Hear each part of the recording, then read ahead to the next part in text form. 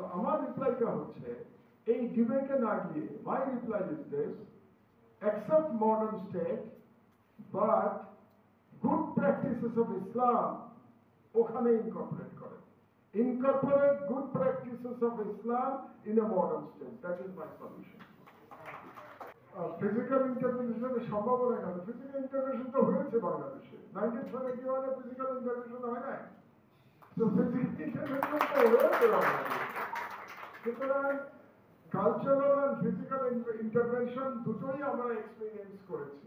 আমরা এখন যদি ভবিষ্যতের দিকে তাকাই, so we should get united, যাতে cultural invasion and physical intervention দুটোকেই আমরা প্রতিহত করতে পারি। কারণ ফিজিক্যাল ইন্টারভেনশন প্রতিহত করার জন্য we are not a military power, agreed, আমরা মিলিটারি পাওয়ার না।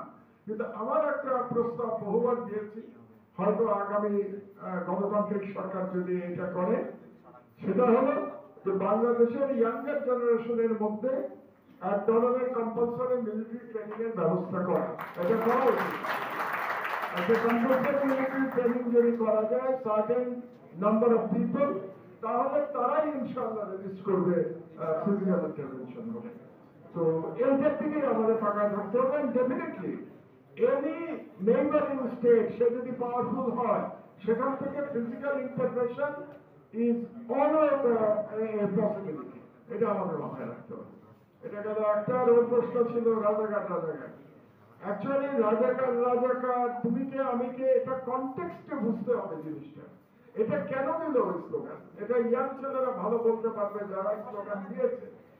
আমি যেটা মনে করি, এটা স্লোগান দিয়েছে এক ধরনের প্রতিবাদ against the, it is a protest against the fascist regime. Because রাজাকারের নামে ইউজ করে অ্যাকচুয়ালি এই গভর্নমেন্ট বা এই দেশের যে বৃহত্তম জনগোষ্ঠী মুসলমান 90%, তাদের উপরে পারসিকিউশন চালাচ্ছিল।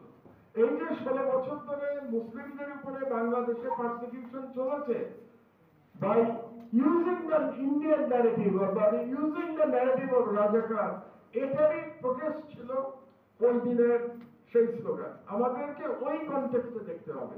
এবং যেহেতু ওটা হয়ে গেছে, ভবিষ্যতে আবার যদি কোনো শক্তি একই ন্যারেটিভ নিয়ে আসে, তো তখন আবার একই স্লোগান হবে। আর যদি ওই ন্যারেটিভ নিয়ে না আসে, তাহলে ইট ইজ পাস, এটা নিয়ে আর আলোচনা কোনো প্রয়োজন নেই।